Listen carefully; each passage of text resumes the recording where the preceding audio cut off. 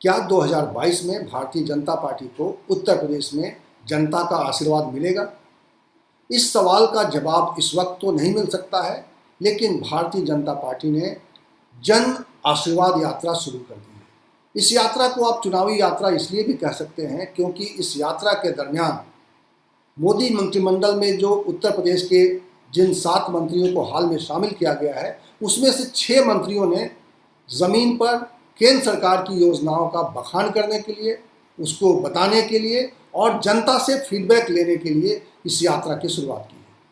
चूँकि इस यात्रा को पार्टी ने इस तरह से डिज़ाइन किया है ताकि यह अधिक से अधिक लोगों तक एक मैसेज जाए कि सरकार ने उनके लिए क्या किया है। 2022 से पहले ये सवाल बहुत ही अहम है कि केंद्र की मोदी सरकार ने और प्रदेश की योगी सरकार ने लोगों के लिए किन योजनाओं को शुरू किया और उन योजनाओं का लोगों तक कैसे लाभ मिला है। इस पूरी यात्रा का मकसद यही है। तो इस यात्रा के जरिए क्या भारतीय जनता पार्टी उत्तर प्रदेश की जनता का दिल जीत पाएगी, या विरोधी जैसा कह रहे हैं उन्हें खड़ी खड़ी सुननी पड़ेगी, उन्हें खड़ी खोटी सुननी पड़ेगी? क्या होगा ज़मीन पर आने वाले 4-5 दिनों के अंदर आपको सारी परिस्थितियां आपके सामने होंगी। लेकिन इस वक्त हम चर्चा करेंगे इसके राजनीतिक प्रभावों पर और ये यात्रा किस तरीके से क्यों डिज़ाइन किया गया है, इसके पीछे मकसद क्या है, इस पर चर्चा करेंगे। इसके अलावा हम आपको बताएंगे कि किस तरीके से इस विधानसभा सत्र में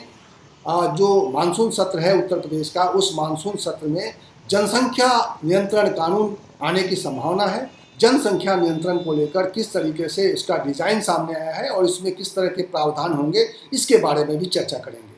लेकिन इससे पहले कि मैं इस पर डिटेल्स में बात करूं, मैं आपसे अनुरोध करूंगा कि अगर आपने हमारे चैनल को अभी तक सब्सक्राइब नहीं किया है तो प्लीज़ इसे सब्सक्राइब कर लीजिए और इसका बेल आइकन ज़रूर दबा दीजिएगा ताकि जब भी कोई नया वीडियो बने तो इसकी जानकारी आप तक पहुंच जाए। भारतीय जनता पार्टी की जन आशीर्वाद यात्रा पार्टी ने कुछ इस तरह से डिज़ाइन किया है ताकि ये अधिक से अधिक संसदीय क्षेत्रों में इसके बारे में केंद्रीय योजनाओं के बारे में चर्चा हो सके। और इसके लिए सबसे अधिक मुफीद समझा गया कि जो नए मंत्री शामिल हुए हैं वही अपनी बात जाकर लोगों के बीच में रखें।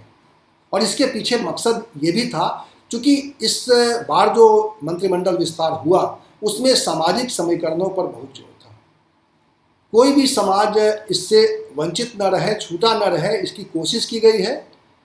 ओबीसी का मामला हो, एसटी का मामला हो या ब्राह्मण समाज, जिसको लेकर एक चिंता थी भारतीय जनता पार्टी के भीतर, क्योंकि एक संवाद चल रहा था, एक इस तरह का माहौल बना हुआ था जिसमें कहा जा रहा था कि भारतीय जनता पार्टी की उत्तर प्रदेश की सरकार ने ब्राह्मणों का ठीक से ख्याल नहीं रखा और इसको लेकर एक उत्तर प्रदेश में अलग तरह का राजनीतिक माहौल बनाने की कोशिश विपक्ष लगातार कर रहा है। तो विपक्ष की इस कोशिश को कैसे काउंटर किया जाए, भारतीय जनता पार्टी ने उसकी योजना बनाई है और उसी योजना के तहत जो तमाम मंत्री हैं, जो 7 मंत्री शामिल हुए थे उसमें से 6 मंत्री, चूँकि ये भारतीय जनता पार्टी का कार्यक्रम है और जो 7वां मंत्री है वो अपना दल से है, यानी अनुप्रिया पटेल जो अपना दल की कर्ता धर्ता है, उन्होंने इस कार्यक्रम में उसको करना है, लेकिन उसको अपने तरीके से वो करेंगी, जनसंपर्क वो करेंगी, लेकिन वो जन आशीर्वाद यात्रा के रूप में उनका कार्यक्रम नहीं है। और जन आशीर्वाद यात्रा के तौर पे भारतीय जनता पार्टी के नेताओं का, भारतीय जनता पार्टी के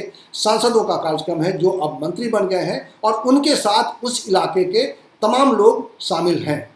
सबसे पहले तो मैं आपको बता दूं कि ये कौन से मंत्री हैं जो इस यात्रा पर निकल चुके हैं। आज 16 अगस्त से ये यात्रा शुरू हुई है और 20 अगस्त तक ये यात्रा चलती रहेगी और कोशिश ये है कि अधिक से अधिक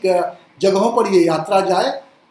इसमें प्लान इस तरह से किया गया है कि कोई भी सांसद, कोई भी मंत्री जो इस वक्त मंत्री बने हैं नए, वो अपने संसदीय क्षेत्र में पहुंचने से पहले 5 संसदीय क्षेत्र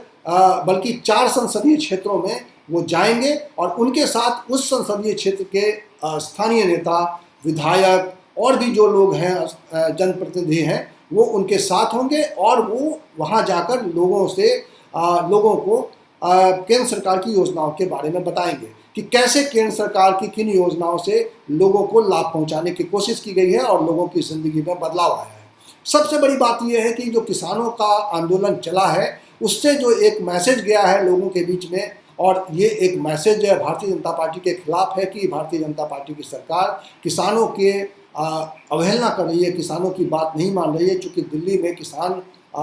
काफ़ी लंबे समय से सड़क पर बैठे हैं, धरने पर बैठे हैं और सरकार उनसे बातचीत नहीं कर रही है। सरकार की कोशिश ये है लोगों को समझाने की कि वो किसानों के हक में फैसला ले रहे हैं, लेकिन किसानों को बरगलाया जा रहा है। तो अब इस जन आशीर्वाद यात्रा के जरिए किसानों के मसले को भी लोगों के बीच में रखा जाएगा। तो जैसा कि मैंने पहले कहा कि अनुप्रिया पटेल का जनसंपर्क कार्यक्रम अपने हिसाब से चलेगा, लेकिन भारतीय जनता पार्टी के जो नेता, जो सांसद, मंत्री बनाए गए हैं, उनको जन आशीर्वाद यात्रा के जरिए, जिसके तहत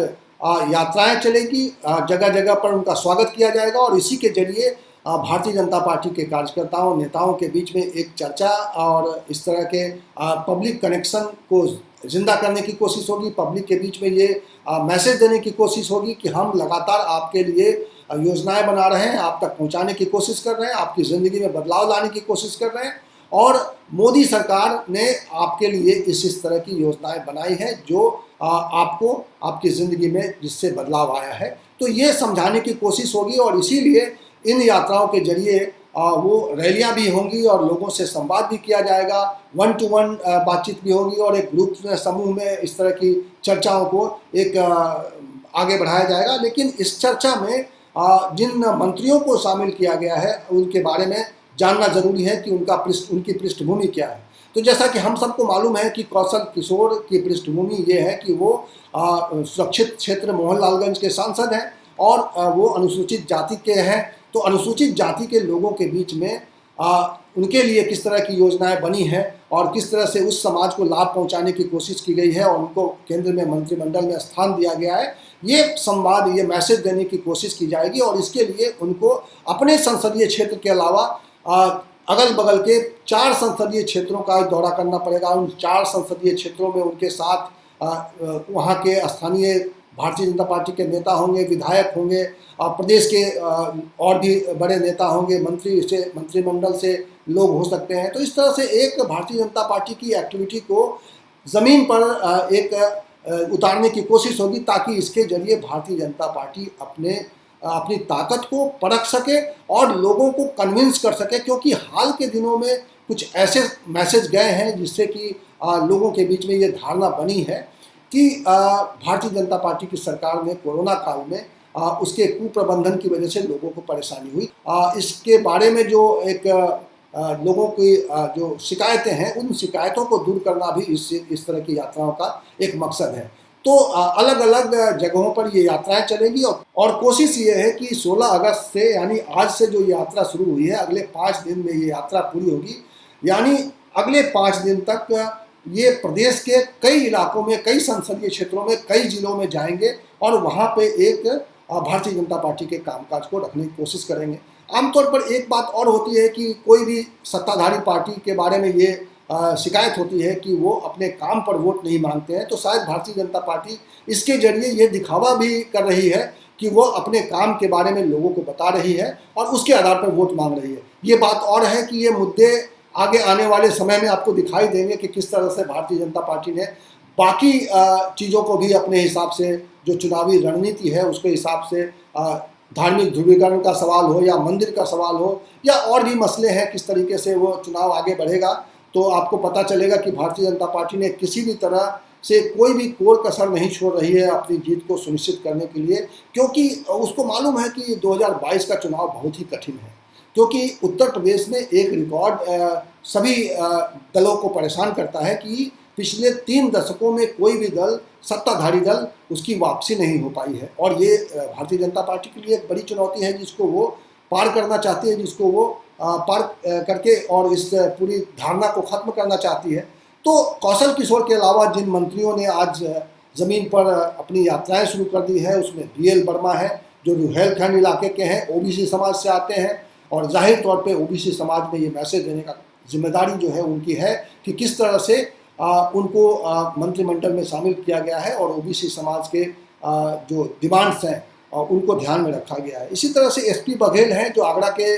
सांसद हैं और उन्हें SC वर्ग से आते हैं और उनको अपने समाज में मैसेज देना है और उनको अपने संसदीय क्षेत्र के अलावा बाकी अगल बगल के 4 संसदीय क्षेत्रों में उनको एक तरह से अलग जगाना है भारतीय जनता पार्टी के कार्यक्रम की नीतियों का। और इसके अलावा अजय मिश्र हैं जो ब्राह्मण समाज से आते हैं, आगरा के सांसद हैं। तो जाहिर तौर पे अभी हाल में जो एक उत्तर प्रदेश में ब्राह्मण समाज में जो ये फैलाने की कोशिश हुई है विरोधियों के जरिए, उसको भारतीय जनता पार्टी काउंटर करना चाहती है कि वो ब्राह्मणों को ख्याल नहीं कर रही है, ब्राह्मणों के हितों की रक्षा नहीं कर पाई है। ये एक मैसेज गया है और इसको लेकर जो विपक्षी दल है उसमें काफ़ी उत्सुकता है। आपने देखा होगा कि किस तरीके से मायावती ब्राह्मण सम्मेलन कर रही हैं, उनकी पार्टी बसपा, और उसके अलावा अखिलेश यादव भी ब्राह्मण समुदाय के लिए खास आकर्षक एक तरह से उन्होंने परशुराम की मूर्ति लगाने की बात की है। परशुराम की मूर्ति लगाने की बात मायावती ने भी की है। तो ब्राह्मण समुदाय को लेकर उससे भी एक मंत्री को लाया गया है। तो अजय मिश्र टेनी को के ऊपर ये जिम्मेदारी होगी कि वो अपने इलाके में और एक तरह से चर्चा के जरिए ये पूरे प्रदेश के ब्राह्मणों को ये संकेत देने की कोशिश करें कि ब्राह्मणों की उपेक्षा नहीं हुई है। तो इस तरीके से देखा जाए तो इस पूरे कार्यक्रम को इस तरह से बनाया गया है ताकि सभी वर्गों में एक मैसेज जाए।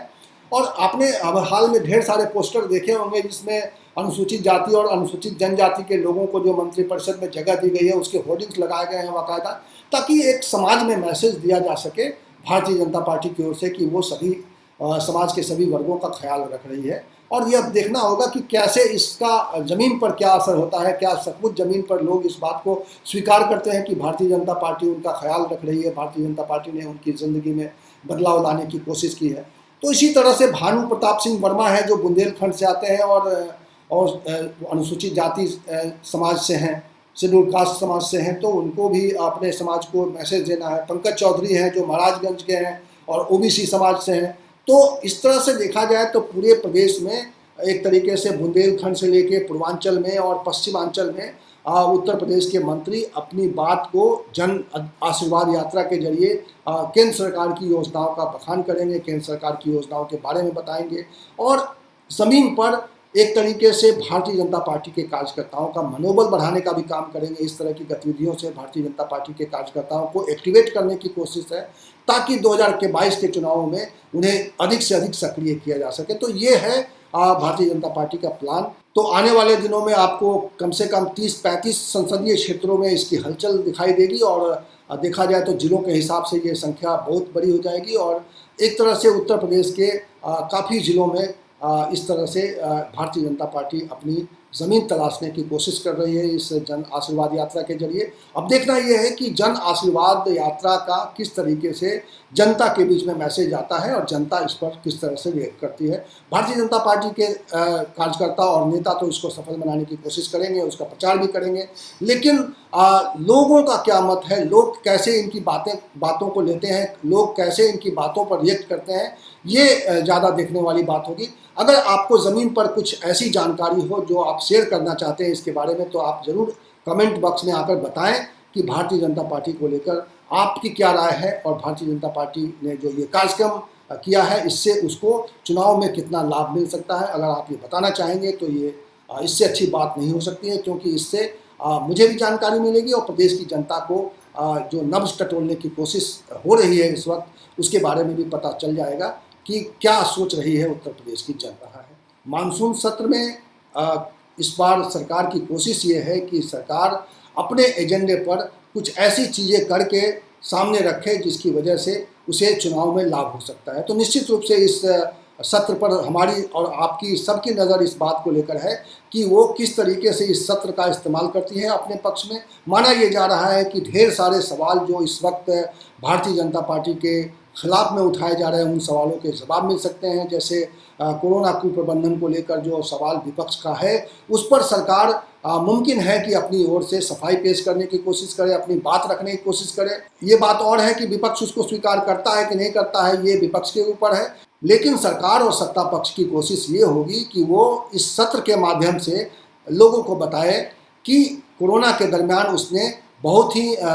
सख्ती से और चुस्ती से काम किया है, जिसकी वजह से लोगों को राहत मिली है। और अगर ये सख्ती और चुस्ती नहीं होती तो इसका नुकसान ज़्यादा हो सकता था। ये जो बार बार कहा जा रहा है भाजपा नेताओं के जरिए, इसी बात को सदन के पटल पर रखने की कोशिश की जाएगी। वो मुख्यमंत्री करेंगे, ये मंत्री करेंगे और तमाम किस तरह से ये सवाल सदन में रखा जाएगा, ये देखने वाली बात होगी। लेकिन इसके अलावा जो एक सबसे बड़ा सवाल सदन में उठने वाला है और माना ये जा रहा है कि इस बार जनसंख्या नियंत्रण कानून को लेकर भी सरकार आगे बढ़ सकती है, क्योंकि इसके बारे में आज ही खबर आई है कि इससे संबंधित जो आयोग बनाया गया था, उत्तर प्रदेश राज्य विधि आयोग, उसने अपनी रिपोर्ट आज ही सोमवार को सौंप दी है। और ये 260 पन्नों की रिपोर्ट में जो जिसके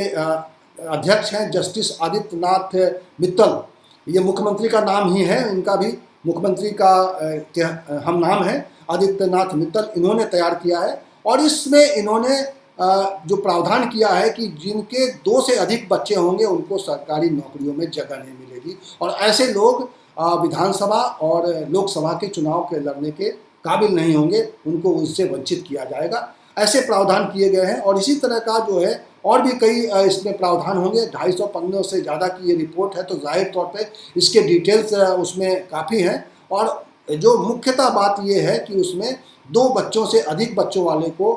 ढेर सारी सुविधाएं उनकी अब खत्म होने जा रही है। लेकिन एक इसमें खास तौर पर प्रावधान ये किया गया है, जब ये कानून पारित हो जाएगा उसके 1 साल बाद इसे लागू माना जाएगा। राज्य विधि आयोग की रिपोर्ट में ये दावा किया गया है कि इसके बारे में करीब 8,500 सुझाव आए हैं, और उन सुझावों के आधार पर इससे ड्राफ्ट किया गया है, फाइनल ड्राफ्ट किया गया है, जो 250 पन्नों का ड्राफ्ट है जिसकी चर्चा मैं कर रहा हूँ, जिसमें 21 वर्ष से अधिक के युवक और 18 वर्ष से अधिक की जो महिलाओं के बीच में जो शादी होगी और उनसे अगर 2 बच्चे से अधिक होगा तो इन युवक और युवतियों को, यानी ये माता पिता को, सरकारी नौकरियों में स्थान नहीं मिल पाएगा। ये एक प्रावधान किया जा रहा है। हालांकि इसको लेकर प्रतिक्रिया आई थी और आरएसएस की ओर से कुछ नेताओं के बयान आए थे, जिसमें कहा गया था कि 2 बच्चों पर इसको लागू करना ये उचित नहीं रहेगा, इससे स्त्री पुरुष रेशियो में एक अनुपात बिगड़ेगा, और कई तरह की और चिंताएं इस पर जताई गई थी। लेकिन फाइनली जो इस रिपोर्ट में दिया गया है उसमें 2 बच्चों का मानक ही रखा गया है। और इसके अलावा जो मैंने पहले बताया कि निकाय और पंचायत चुनाव में भी ये हिस्सा नहीं ले सकते हैं। इसके अलावा राशन कार्ड में 4 लोगों से अधिक के नाम नहीं रहेंगे। अभी जो प्रावधान है उसमें एक परिवार में, एक यूनिट में कई लोगों के नाम होते हैं, लेकिन अब इसको ख़त्म किया जा रहा है और अब किसी भी राशन कार्ड में 4 से अधिक लोगों के नाम नहीं रहेंगे, ये इस नियम के पारित हो जाने के बाद। और सबसे इंटरेस्टिंग बात यह है कि इसमें एक सुझाव और भी दिया गया है। इसमें कहा गया है कि अगर दूसरी बार कोई महिला गर्भवती होती है, प्रेग्नेंट होती है, और उसको 2 बच्चे हो जाते हैं दूसरी बार, यानी कि उसके अगर डबल बर्थ से अगर 3 बच्चे हो जाते हैं तो उस पर ये नियम लागू नहीं होगा। ये भी एक सहूलियत, इसका ध्यान रखा गया है इस पूरे नियम में। इसके अलावा इसमें प्लान ये किया गया है कि आगे से सभी सरकारी कर्मचारियों से एक शपथ पत्र लिया जाएगा, जिसमें उनको कहा जाएगा, उनको कहना होगा कि वो इस नियम का पालन करेंगे और इसका उल्लंघन नहीं करेंगे। इन सब के अलावा इस सत्र में उम्मीद ये है कि एक ऐसा प्रावधान भी, आर्थिक प्रावधान आने वाला है, जिसके जरिए मानदेय पाने वाले तमाम कर्मचारियों के मानदेय में वृद्धि करने के लिए सरकार के पास कोष का अभाव न रहे। और उम्मीद की जा रही है कि मानदेय पर काम करने वाले ढेर सारे लोगों को इस विधेयक से, जो आर्थिक विधेयक के तौर पर सामने आएगा, उससे फ़ायदा मिल सकता है। और उम्मीद है कि इस बार शिक्षा मित्रों की जो लंबित मांग है, उनके मानदेय में बढ़ोतरी की, हालांकि वो मांग कर रहे हैं कि उनको नियमित शिक्षक के रूप में उनका नियमितीकरण किया जाए, उनको सहायक शिक्षक का दर्जा दिया जाए, लेकिन उम्मीद है कि उनकी इस मांग को तो पूरा नहीं किया जाएगा, लेकिन उनके मानदेय को बढ़ाने की पूरी गुंजाइश बनाने की कोशिश की जा रही है। क्योंकि ये कई तरह के जो वित्त विहीन शिक्षकों से लेकर अलग अलग कई विभागों के ऐसे मानदेय के मामले लटके हैं और वहाँ से अलग तरह की मांग आ रही है। और मानदेय बढ़ाने की मांग को लेकर सरकार की चिंता इसलिए भी है क्योंकि चुनाव करीब है और ऐसे लोगों की संख्या लाखों में है। केवल शिक्षा मित्रों के जुड़े परिवार अगर देखा जाए तो कम से कम 1.5 लाख शिक्षा मित्र हैं, यानी 1.5 लाख परिवारों को फ़ायदा पहुंचाने की बात है। और ऐसे अगर देखा जाए तो 6-7 लाख मानदेय पर काम करने वाले कर्मचारियों की संख्या है, जो अलग अलग विभागों में मानदेय पर काम करते हैं। उनके मानदेय को बढ़ाकर सरकार उनके परिवारों का एक तरीके से उनका भरोसा जीतना चाहती है, और इसीलिए ये मुमकिन है कि इस मानसून सत्र के दौरान ऐसा कोई आर्थिक प्रावधान उनके लिए आए। बिहार में भी इसी तरीके से चुनाव से जस्ट पहले वहाँ पे शिक्षा मित्रों की मांग पूरी हुई थी और उम्मीद की जा रही है कि जिस तरीके से भारतीय जनता पार्टी, चूँकि वहाँ भी सत्ता में शामिल है और यहाँ भी भारतीय जनता पार्टी यही तरीका आजमा कर लोगों का और अपने मानदेय कर्मियों का दिल जीतना चाहती है, उनके परिवारों का भरोसा और विश्वास जीतना चाहती है। तो ये कोशिश है और इस कोशिश के जरिए भारतीय जनता पार्टी